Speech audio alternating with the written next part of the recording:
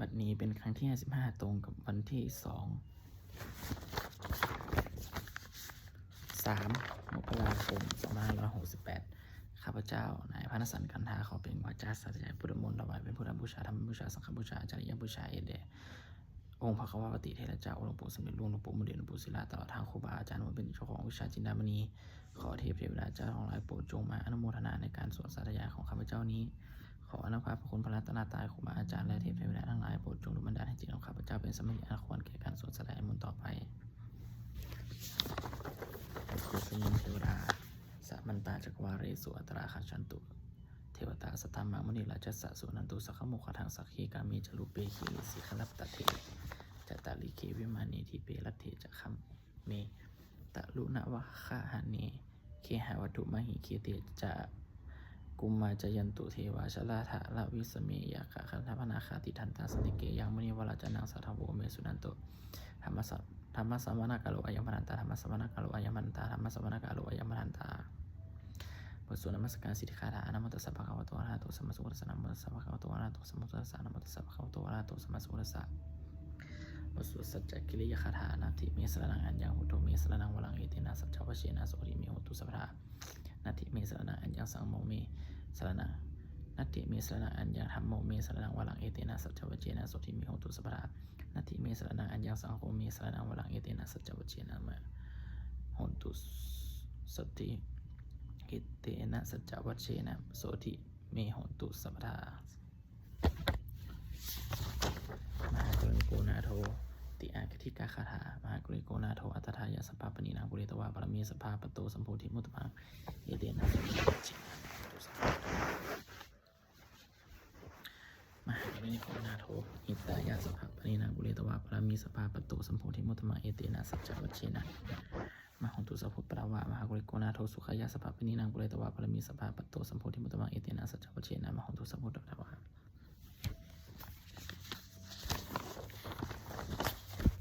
บทสวดมหาสมัยสูตรเอวาเมสุตังเอกังสัมยังภควาสเกสุบิหรติกปิวลาโหสมิสหวณีอหัตตาภิกขุสังเขนะสติปัญจมติหิภิกขุสติหิสเบวาลันติหิทัสหิจาโรตระหะกุหิเทวตาเยโพเยนะสนิปติตาโหติภะคะวันตันทัสนายาภิกขุสังขัญจะอัตตาโคจตุนังสุทธาวาสากายิกานาเทวานาเอตทัพโหสิอายังโคภควาสเกสุวิหารติกปิลวรุสมิมหาวณีมหาตาภิกขุสังเขนะสัทธิปัจจมติหิภิกขุสติหิสเปหิวะอรหันติหิทัสหิจาโลกาทัตุหิเทวตาเยโพเยนะสนิปติตาโหติภะคะวันตันทัสนายาภิกขุสังขัญจะยันโนนามายัมปิเยนะภควาเตนุปสังกเมยะมะอุปสังกมิตวะภควโตสติเกจจิกาคาถาภัสสยมติอัตตโคตาเทวตาเสยถาภินามลาภนามะภะละวะปุริโสสมชิตังวะปะหังปัสสะลิยันปัสสะลิตังวะปะหังสมชิยะเอวะเมวะสุทาวะเสสุเทวิสุอัตตละหิตาภะคะวะโตปุระโตปตุละหังสุอัตตโคตาเทวตาภะคะวตาอภิธาเทตวะเอกมันตะตังสุเอกมันตทิตาโคเอกะเทวตาภะคะวะโตสันติเกอิมังคาถาภาสิมหาสมัยโยปวัณณสมิงเทวกายาสมาคตาอาคตมหาอิมามหัมมะสมะยังทักขิตาเยวะอรราชิกตาสังคันติอัตตโคอปลาเทวตาภะคะวะโตสติเกอิมังคาทังอภาสิตัตตละภิกขโวทัสสะมาทะทังสุจิตตะจิตตังอัตโนอุชุกรรมกังสุสารทิวานิตานิขเหตวะอินทริยานิละขันติปันติธาติอัตตโคอปลาเทวตาภะคะวะโตสติเกอิมังคา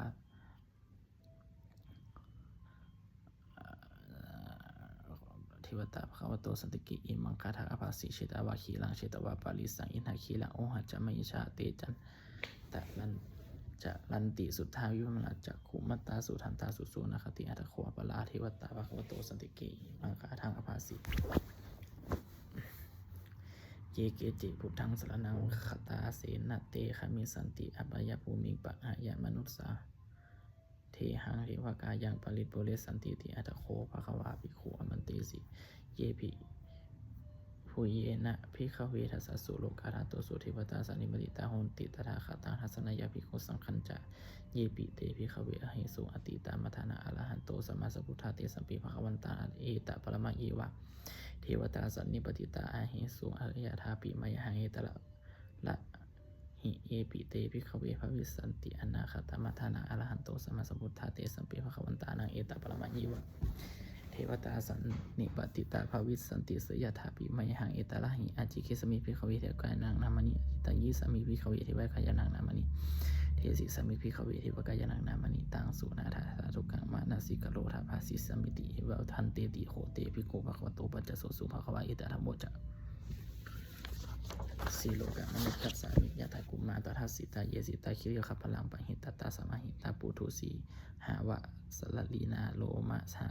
สะพิสัมปุโนโอทาตามานัสสาสุทธาปวิ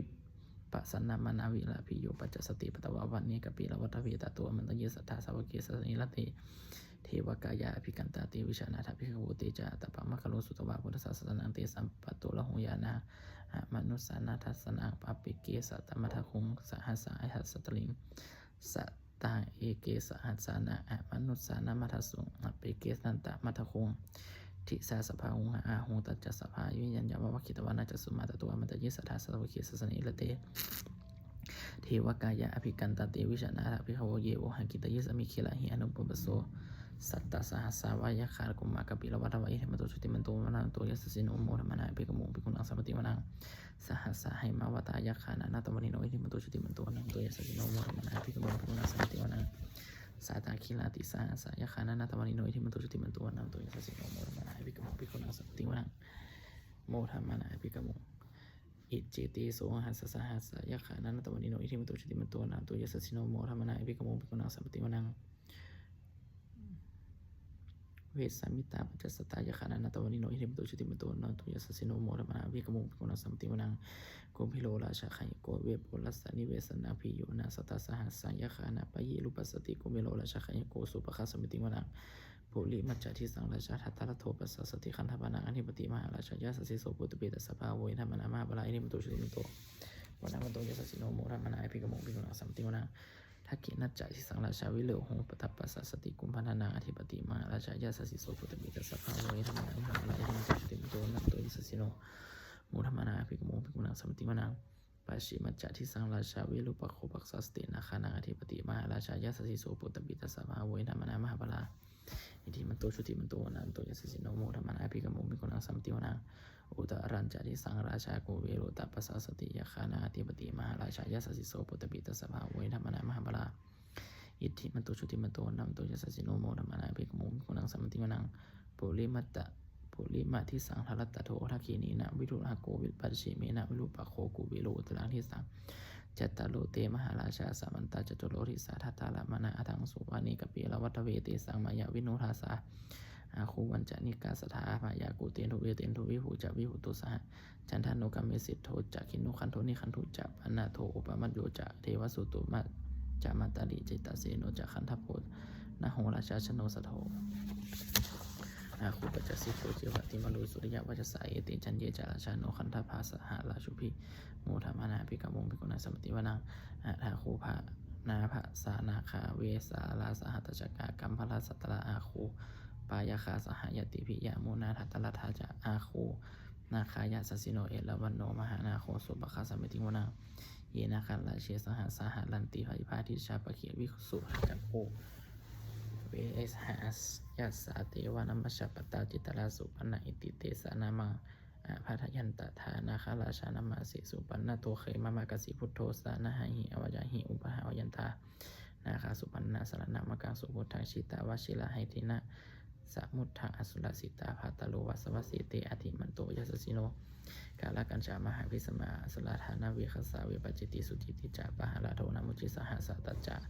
ภริพุตตานังสัพเพเวโรนามกามจันนหิตวาปริเสนังราหุพัทธมุปคามุงสามาโยธานิพันธ์เตภิกขุนังสัมปติวนังอาโปจเทวะปะรีจเสโชวาโยตะคัมวรุณาวรุณาเทวาโสมจยัสสะสหะเมตตากรุณากายกะอาโคเทวะยะสสิโนทัสเตทัสรากายะสัพเพนันตวนิโนจิมโตจิติวันโตนันโตยัสสิโนมุรมนาภิกขโมภิกขุนังสัมปติวนังเวนทุจเทวาสหริจะอัสสมาจารุเบยามาจันทสุปนิสาเทวาจันทมาคุปริคิตาสุริยสุปนิสาเทวาสุริยมาคุปริคิตานาคตานิปุรคิตวะอาคุมันทลวะหากาวสนังวสโวเสโทสุปคัสสัมบิสุโกปะคะบริตโททัสเตทัสรากายะสัพเพนันตวนิโนอิทิมตุจุติมันโตนันโตยัสสิโนโมธรรมนาอภิกขโมภิกขุนังสัมปติวนังอาโคสหะโอเทวาชลมัคคิสิลาลิวะอลิทักกาจาโลชะจะโอ อุมาปุพานิพาสิโนวะลุนาสังหธรรมาจัดอัจจุตาจะอนิชกาสุเลยยุยะลุจิลาอาคูสาวัสเนสิโนทัสติทัสสากายาสัพเพนันตวันโนทิมตุติโตนันตุนิสิโนธรรมะอภิกโมกนังสัมเทวนังสมานามหาสามานามโนสามานุสุตตมาธิขาปทุสิกาอาคูมโนปทุสิกาอันดาคูอโยเทวาเจยะจะเยจะโลหะตวสีโนปาลคามหาปาลคาอาโคเทวะยะสสิโสทัสสิเตทัสสากายาสัพเพนันตวันโนอิทิมตุจุติมันโตวนัมตุยสสิโนโมธรรมะอภิกโมภิกขุนังสัมเทวนังสุกากาลุมหาโลนาอาโคเวคณาสาสหะโอคตายะขาปมุขาอาโคเทวาวิจักขณาสมามันตาหาลักชามิสกัจจยาสสิโนฐานายังอาคาปัจจุโนโยทิสาอภิวาสติเนเสติทัสสากายาสัพเพนันตวันโนอิทิมตุจุติมโตนันโตยสสิโนโมธรรมนาอิภิกโมภิกขุนังสัมติวนังเขมิยาตุสิตายามากันทากาจายาสสิโนทัสัมพิตตกาลามาเสธาโชตินามาจาสวานิมมานะลติโนอาคูอาราคูมะเลมิมิตาไสสเตทัสสากายาสัพเพนันตวันโนอิทิมตุจุติมโตนันโตยสสิโนโมธรรมนาอิภิกโมภิกขุนังสัมติวนังสัพเพเตทิวะนิกายาสัพเพนันตวันโนนามาวะเยนะอาคันจุมเยจันเยสาธิหะสาสหะภวชติมะขีลังโอคตตินะมนัสสวังทักขิโมคตานังนาคังจันทวะอสิตติตาสุพรามะปรมตโตจาอุตตาอิทิมโตสหสนากุมาโลติโสจาโสปะคาสมิติวนาสหสัพพรมโลกานา มหาพรหมาทิติตาติปุปปโนปัจจิมันโจภะสมักกายโยยัสสิโสทัสเสธาอิสลาหูปัจเจกะวาสาวัติโนไสสัจจะมัชชตัวคาหาริตุปริวาริโตเตจะสัพเพอภิกันเตสินทิเทเวสัมภมะเกมาลเสนาอภิกามิปัสสะนันนาหัสสามันทิยังเอถะคณะหาถาพันธะถาปะเขนะพันธะมัตโวสัมมันตาปริวาเลถะมาโวมุจิตาโกจินังอิติตถะมหาเสโนกันนะหาเสนาเปสยิปานินาตาละมหัจจะสะลังกัตตวานะเพลวังยะถาปวุสโกเมโคธนายันโตสวิชุโกสัทธาโสปัจจุทวัตติอสังกุโรอัสสะยังวเสตัจจะสัพพะอภิยัญญาวะคิตวานะจัสุมาตโตมันตยิสัทธาสวะคิสัสนิรติมาลาเสนาอธิกันตาติวิชานาถาภิกขโวติจะอัตตามะคุลุงสุตบาพุทธศาสนาอวิตาลักเขหิปกามงสเนสังลมัมปิยชยุงสัพเพวิชตาสังขามาหายาติตายาสสิโนโมทันติสหปุเรหิสาวกาติจัตนิสุตติปสุจุลยาชัปกรนะโมเมพุทธติชสัสสะตนะยาธรรมิกาติชปสิทธิปสิทธิวาปนาลายะปารเมสุลาสิทธิพรหมาจาอินทาจาโลกาอินทาจตุโลกาคัมภีร์ลักขกาสมุทธาภูตุงคาคาจัสสะพรหมาชยปสิทธิภวันตุเตชยชยธรณีธรณีอุทธินาทีชยชยคาโคละนิสัยนิและสินามโลราชพนาลชีชยคเมรสโตพีนาเขธนาคีปิสัจจพุทธกาลีชยทุนิมิตโลคีชยสิงคีสุทธานามุขชาชยวัลโลนามุขสาตาชยจำปาทินาคกุลคันโทชยขัดโคนาตุโลสุกลาโภชงสีหาพยาคาทีปาชยวัลุนามุขยาตาชิตเสนาลีปุณณสุเทนรดีชยสุขชีวีชยธรณีตะเยสุทัสชยธรณีสตินจาราชยมังกลาลัญญาภาวเคชยวรุณยเคชยลักขเสสุรพุชติชาชยพรหมทัคณาชยราชาธิราชชยปตบิงสปังชยอรหันตาปจิกาพุทธสาวังชยมหิสโลหโลลินาวาชยพรหมาสุรโกชยนาโควิโลหโกวิโลปะโคจันติมาลวีอินโทจาเวนะเตโยจาโกเวโลปรินุปิจายาคิวาโยจะ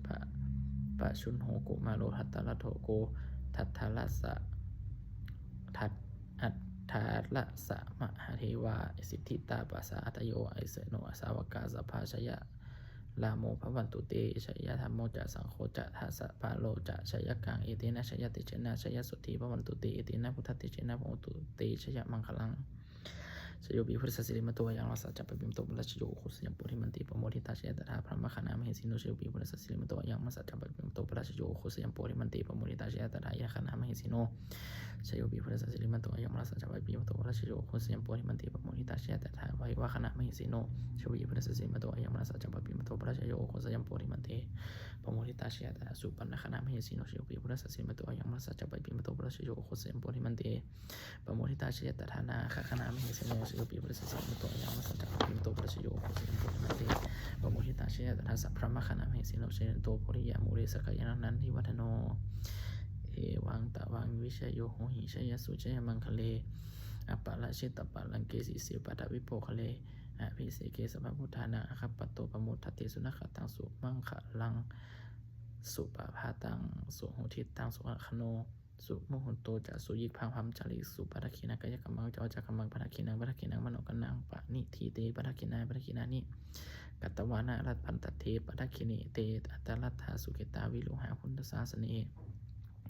โลคาสุกิตาโหตาสหสเปหิยติภิสุนันตุโหโตเยเทวาสมิงญาณิอธิคตาอธิคายุกาสทาโหตุสุขะโหตุ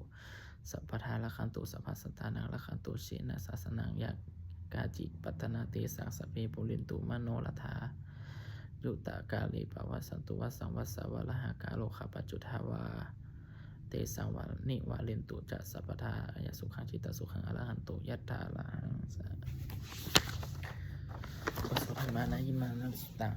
เอวเมสุตังเอกังสมยังภควาสัพเพสุวิหารติเอวเมสุตังเอกังสมยังภควาสวัตถิยังวิหารติเชตวะนิอากาปิกิตอนาคปินทิกัสสะอะละเม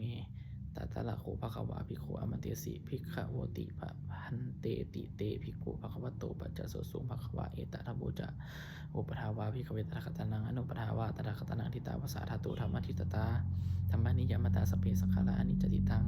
ตถาคตอภิสัมพุชติอภิสัมเมติอภิสัมพุชิตวะอภิสัมเมตวะจิกติเทสติปัญญาเปติปะเปติวิวัลติวิภัชติอุตนิกโลติสัพเพสังขารานิจติอุปทาวาภิกขเวตระคตนังอนุปทาวาตระคตนังทิตาวสาธาตุธรรมทิตตาธรรมนิยมตาสเปสังขาราทุกขติตังตถาคตอภิสัมพุชติอภิสัมเมติอภิสัมพุชิตวะอภิสัมเมตวะจิกติเทสติปัญญาเปติปะเปติวิวัลติวิภัชติอุตนิกโลติสเปสังขาราทุกขติอุปทาวาภิกขเวตระคตนังอนุปทาวาตระคตนังทิตาวสาธาตุธรรมทิตตาธรรมนิยมตาสเปธรรมานาติตังตถาคตอภิสัมพุชติอภิสัมเมติอภิสัมพุชิตวะอภิสัมเมตวะจิกติเทสติปัญญาเปติปะเปติวิวัลติวิภัชติอุตนิกโลติสเปธรรมาอนัตติอิทธมะโวจะภควาอัตตนะมัตนะอัตตมะนาเตภิกขุภควโตภาสิตังอภิวันโหติสาธุบทสวดพัทเพกะตะคาถาแปลนาตีตานานะว่าข้าเมยะนับปฏิกังเขียนาคตังบุคคลไม่ควรคิดถึงสิ่งที่ล่วงไปแล้วด้วยความอะไรและไม่พึงพะวงในสิ่งที่หมายไว้ถึงยะทัตติปะหินันตาปะปะตัจจะนาคตังสิ่งที่เป็นอดีตก็รับไปแล้วสิ่งเป็นอนาคตก็ยังไม่มาปัจจุบันโนจะโยธรรมะตถาปวิปัสสติอสหิลังปัสสังกุปาตังพิทธามนุปโลหะเยผู้ใดเห็นธรรมมันเกิดขึ้นเฉพาะหน้าในที่นั้นยังจำแจ้งไม่งอนเขาแขนเขาคงพ่อโกนกันเช่นนั้นไว้อัจเฉวะกิจจามัตตปังโกชยาลมนังสุเวความเพียรเป็นกิจที่เราทำวันนี้ข้าจะรู้ความตายแม่พวกนี้นะหิโนสังคารันเตนะมหาเสนีนะมัจจุนาเพราะข้ากันเปรียบแล้วมัจจุราซึ่งมีเสียงมากก็ไม่มีสำหรับเราเอวังวิหารมัตตปิงอาโหรัตนะตันทิตังเวภเทกะละโตติสันโตอจิคเตมุนีผู้สงบย่อมกล่าวเรียกผู้มุนีความเพียรอยู่เช่นนั้นไม่เกียจขันหาวันกันคืนว่าผู้เป็นอยู่แม้เพียงละแต่เดียวก็น่าชมบทสวดสัมมาสังเวคปัจจวิขณะแปลสเปสังขารนิจจาสังขารคือร่างกายจิตใจและรูปธรรมนามธรรมทั้งหมดทั้งสิ้นมันไม่เที่ยงเกิดขึ้นแล้วดับไปไม่แล้วหายไปสเปสังขารทุกขาสังขารคือร่างกายจิตใจและรูปธรรมนามธรรมทั้งหมดทั้งสิ้นมันเป็นทุกข์ระยะเพราะเกิดขึ้นแล้วเกิดเจ็บตายไปสเปธรรมานาตาสิ่งทั้งหลายทั้งปวงมันเป็นสังขารและไม่ใช่สังขารทั้งหมดทั้งสิ้นไม่ใช่ตัวไม่ใช่ตนไม่ของเราว่าของเราว่าตัวของเราถูกวางชีวิตตั้งชีวิตของมันยั่งยืนถูกวางมรณะของตายของยั่งยืนเอาว่าสังมายามาริตพังเราจะพึงตายเป็นแท้มรณะปริโยสานเองมีชีวิตต่างชีวิตของเราในความตายพิสุรอบชีวิตต่างมีอนิจจต่างชีวิตของเราเป็นของไม่เที่ยงมรณะมีนิจจต่างความตายของเราเป็นของเที่ยงวัฏฏะอนิจจสังเวชอายังกายโยอาจิรังร่างกายนี้ไม่ได้ตั้งอยู่นานอเปตวิญญาโนคลังปัสสจาวิญญาชนโทวันขับทิ้งเสร็จแล้วไอทีเสสติจารอนทาปาวิงซึ่งเป็นดีในขณะนี้ว่าประดุจนาทอนไม้และทอนฟืนนี่จะทางหาประโยชน์ไม่ได้อนิจจาวัฏสังขาราสังขารทั้งหลายไม่เที่ยงนองอุปทาวะยาธรรมมันมีโนมีความเกิดขึ้นแล้วความเสื่อมไปเป็นธรรมดาอุปชิมตวานิรุจันติขันเกิดขึ้นแล้วความปั่นไปเตสังโวปัสสโมสุโขความเป็นสงบระงับสังขารทั้งหลายเป็นสุญอย่างยิ่งสัพเพสัตตามลันติจักสังขารทั้งปวงที่กำลังตายอยู่มาริสุจามาริสเลที่ตายแล้วแล้วกันตายตัดเทวหันมาริสามีเราก็จักตายอย่างนั้นเหมือนกันนาทีเมและสังเสยโยความสงสัยในความตายนี้ยังไม่มีกันแล้วเลยผสมเมตตายังพิจิกกุศลังกัมบังสเปหิปติหิโกตังปุยังโนอนุโมทันตุสุนันตุโหโตเยเทวะอสมิงญาณิอธิคตาอธิคันจุกัสสะทาโหตุสุริกาโหตุ ทุกขาปมุจจันตุมาตาปิตาสุขตาโหนตุทุกขาปมุจจันตุสัพเพอายติกาสุขตาโหนตุทุกขาปมุจจันตุสัพเพอายติกาสุขตาโหนตุทุกขาปมุจจันตุสัพเพปิสาสัพเพยขาเปเปตายสุขตาโหนตุยุตตาปมุจจันตุสัพเพอาจาริยุปจายสุขตาโหนตุทุกขาปมุจจันตุสัพเพนะขัตตาสุขตาโหนตุทุกขาปมุจจันตุสัพเพเทวะทุกขาโหนตุทุกขาปมุจจันตุสัพเพสามิตินาสามิจันตุปสุชาลมุทวัตนะโมโพธิสัตนะโมโพธิสัตว์อาคันติมาอิติภควาโนโพธิสัตว์อาคันติมาอิติภควานะโมโพธิสัตว์อาคันติมาอิติภควาปฏิทานาคาถายาเทวตาสันติวิหารวาสินีทุเปคะเลโพธิคะเลคะเลตหิงตาธรรมทาเนนะภวันตุอุชิตาโสธิกลุนเตทวิหาละมัททะเลเทราจะมัชชานะวะกาจะภิกขโว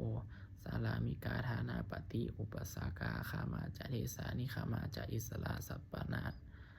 ภูตาสุกิตาพระวันตุเตชะลาพุทธาเยปิจะสัมภวาเทสังทาชาตาทาปะอุปปาติกานิยานิกังธรรมวะลังปัจจิจะเตสเพปิทุกขสักกะโลนตุสังขยังธาตุจิลังสตังธรรมโมธรรมทาราจะปุคลาสังโฆโหตุสมะโควะอัตยะอะจะหิตายะจะอามิละคตุสัทธัมโมสัพเพปิธรรมะจริโนบุตถิสัมปะปุเนยามะธรรมเนอริยัปปะเวทิเตสันปะสันนาโหตุสัพเพวิปานิโนพุทธศาสนีสัมมาทาลังปะเวชันโตกาเลเทโวปวัสสันตุวุฒิภาวะยะสตานังสัทธิทังเนตุเมทะลิงมาตาปิตาอัตระชังนิจังละคันติปุตตะกังเอวังธรรมเมนะราชาโนปัสสังละคันตุสัมปทาเทวตาโอโยนะชนะคาถาบททรงเทวดาทุกขปัตตาจนิทุกขพยปัตตาจนิพยาโสกปัตตาจนิโสกะโหตุสัพเพปิปานิโนเอตาวตาจะอัมหิหิสัมปตังปุญญสัมปทังสัพเพเทวานุโมทันตุสัพพะสัพปติสิทธิยาทานังทัทันตุสัทธายาสีหลังละคันตุสัพพทาภาวนาเปริภาวนาภิละตาโหตุขันสันตุเทวตาคตาสุมาคลังคาถาโหตุสัพพังสุมาคลังละคันตุสัพพเทวตาสัพพพุทธานุภาเวนะสุติสุนตุสีนันตลังโหตุสัพพังสุมาคลังละคันตุสัพพเทวตาสัพพธรรมานุภาเวนะสุติโหตุนิรันตลังโหตุสัพพังสุมาคลังละคันตุสัพพเทวตาสัพพสังฆานุภาเวนะสุติโหตุนิรันตลังสัพเพพุทธาพลังปตาปัจจิกานันจยังพลังอันตนันจติชนะละคันพลังมิสัพพโสสัพเพพุทธาพลังปตาปัจจิกานันจยังพลังอันตนันจติชนะละคันพลังมิสัพพโสสัพเพพุทธาพลังปตาปัจจิกานันจยังพลังอันตนันจติชนะละคันพลังมิสัพพโสสัพเพพุทธาพลังปตาปัจจิกานันจยังพลังอันตนันจติชนะละคันพลังมิสัพพโสสัพเพพุทธาพลังปตาปัจจิกานันจยังพลังอันตนันจติชนะละคันพลังมิสัพพโสสัพเพพุทธาพลังปตาปัจจิกานันจยังพลังอันตนันจติชนะละคันพลังมิสัพพโสสัพเพพุทธาพลังปตาปัจจิกานันจยังพลังอันตนันจติชนะละคันพลังมิสัพพโสสัพเพพุทธาพลังปตาปัจจิกานันจยังพลังอันตนันจติชนะละคันพลังมิสัพพโสสัพเพพุทธาพลังปตาปัจจิกานันจยังพลังอันตนันจติชนะละคันพลังมิสัพพโส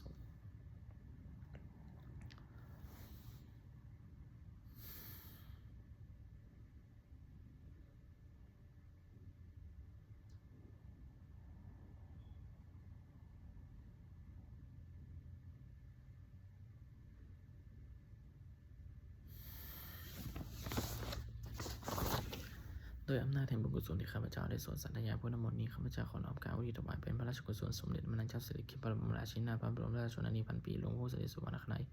และทหารทั้งหลายเวรวิหิตผู้เป็นบิวบุตรพระองค์ประเทศชาติบ้านเมืองขอให้สุขสวัสดิ์กุศลผลนั้นผลของผลเดี๋ยวทิศพระองค์ถวายด้วยเถิดขอในสมของบุญแห่งกุศลนี้จงเป็นทรัพย์สิริมงคลแก่ข้าพเจ้าและครอบครัวข้าพเจ้าให้เคี้ยวคลายปลอดภัยจากทุกโศกโรคภัยอันตรายต่างปวงให้มีรายได้มั่นคงเป็นสมาชิกเจ้าทำขอให้ไม่มีโอนยากจนขออย่าได้มีแก่ข้าพเจ้าและครอบครัวข้าพเจ้าขอให้ข้าพเจ้ามีสมาธิที่ตั้งมั่นในคำสอนขององค์สมเด็จพระสัมมาสัมพุทธเจ้าดำรงอยู่ในความดีงามตลอดกาลนานอีกทั้งขอที่บริบาลทั้งหลายผู้นิมนต์นาสาธุบุญกุศลผลประสิทธิประสาทพรน้อมส่งผลอนำผลไปสู่วัตถุประสงค์ยอดที่นับฝ่ายใดและฝ่ายเรารวมถึงมรรคผล3 สิ่งมรรคจัดสร้างขึ้น